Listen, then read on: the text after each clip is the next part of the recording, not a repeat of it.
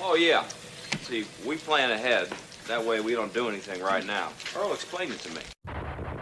Because Mr. Gilroy, Star Wars, Lucasfilm, is giving us Andor Season 2. They had a little information at D23, and I don't think we really covered this. Must have been on a different day.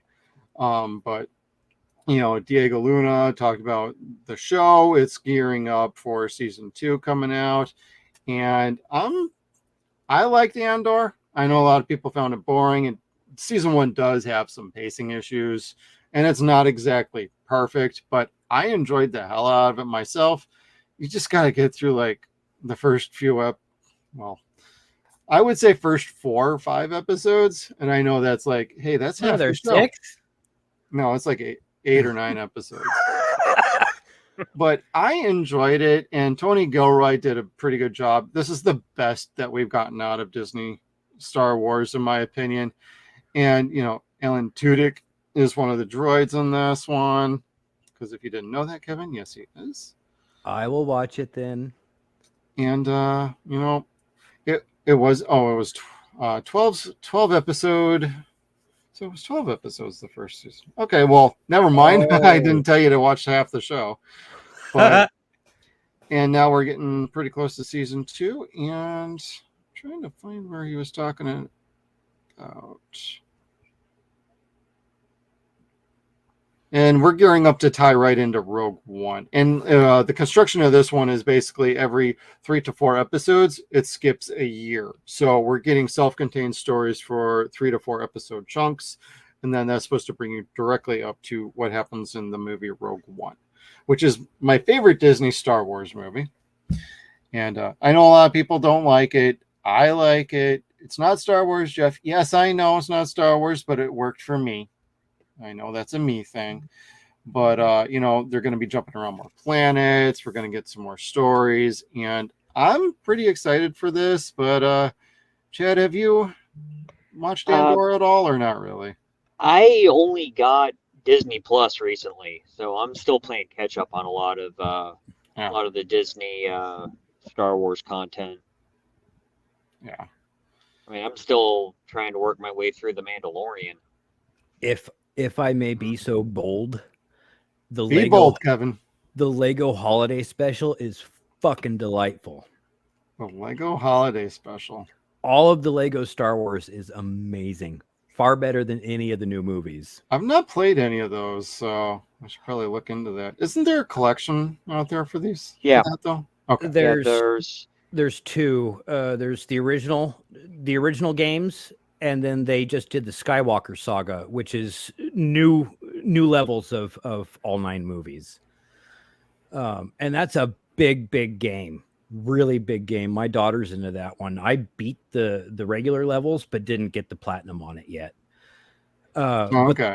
The cartoons, like the Lego Yoda Chronicles, which talks about what happens in between A New Hope and Empire Strikes Back, is fucking hysterical.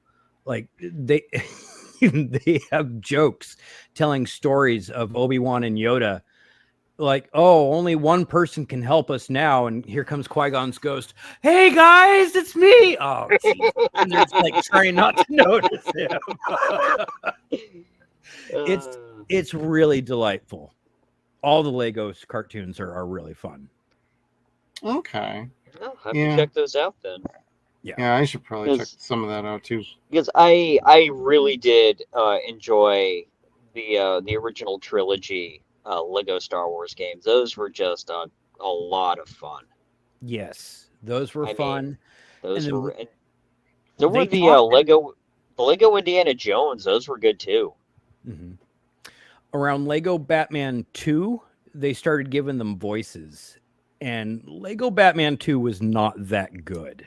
They brought the Justice League into the system, but it wasn't that good. Once they got to Lego Batman 3, that whole franchise has just been great. Like the gameplay, the mechanics have been great. They evolve each time. Between Batman or DC superheroes and Marvel, like the flying mechanics get better within each game. And then the Star Wars games are all solid. None of them are bad. Okay. Yeah, they're a lot. They're the most fun Star Wars games you could possibly find, I think. I wouldn't say Super Star Wars. If you like stress. Oh my god, those games drove me absolutely batshit. I mean, I like the Bounty Hunter game. That was pretty fun. And I like Force Unleashed, the first one at least. Oh yeah, that was really good. Second I like one's both of them. fine. I never played the second one. You got 2 lightsabers. It was cool. Ooh, nice. Yeah, Yeah. second one was fine. They did a little too much extra work on that one, so It was too short though. For the And extra it was work very they did, short, it was too short. yeah.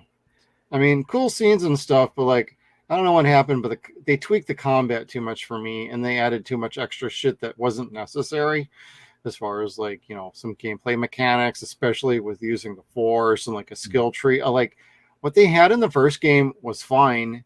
It wasn't broke. All you had to do was improve upon it, not completely overhaul the damn system, and then just On the became story.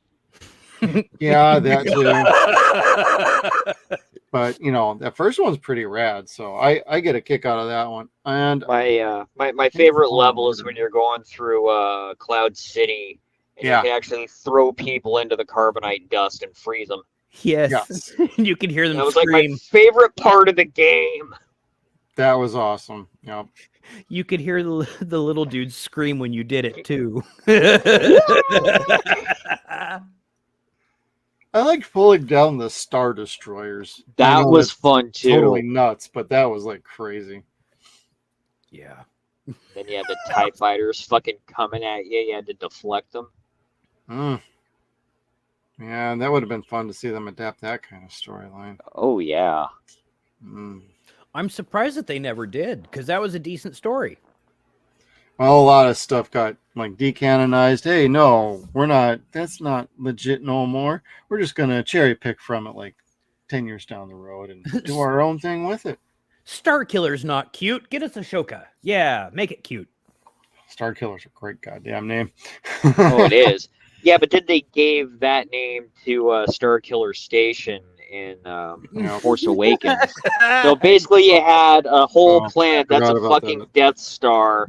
And how I mean, was it like some kind of a hyperspace beam? Is that how you were able to hit all those other planets when that? I think so. I don't know. There were okay.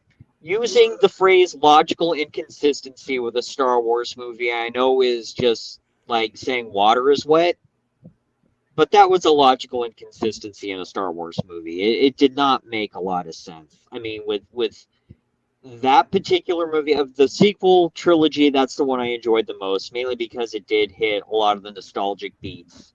And that was basically aimed at our generation. Oh, y'all grew up on Star Wars? Well, here's new and improved. And yeah, I don't know. I did not enjoy the sequel trilogy, like, really, at all. No. Yeah, I got snookered by the first one, and then I kind of was like, with Last Jedi, I'm like, I don't get the hate, but I didn't exactly like it either. And then I watched it the second time, and I'm like, yeah, I hate this movie. And then Rise of Skywalker, like, oh my fucking god. What I didn't get with Last Jedi is there are some people I knew who thought it was like the greatest thing since Empire Strikes Back. And when I went and saw the movie, I'm like, what movie did you see? It was a ripoff of Empire Strikes Back, like scene for scene. All three of those movies were ripoffs of the original trilogy. Yes. Did they watch like some Bollywood knockoff or something that actually did a better job with the script? I don't know. All I do remember is some interviews I saw with Mark Hamill basically saying how much he disagreed with what they did with Luke, but he still went along with it because he was getting a paycheck. Yep. Might as well. That's Mr. Mark Hamill, everybody. Yep. Say hi to your granddaughter for me. Oh, man. Who's that? Mark Hamill? His granddaughter. Yeah, you don't know that story? No. Oh, Kevin, you need to do some research, buddy. Okay. You know about his son with the stripper, right? No. And the granddaughter that he refuses to see. No, but I could put those three things together. Golly, that stinks. And there you go. Come on. It's an internet meme, dude. Who hasn't been with the stripper once? Kevin, tell us this story then. Let's not.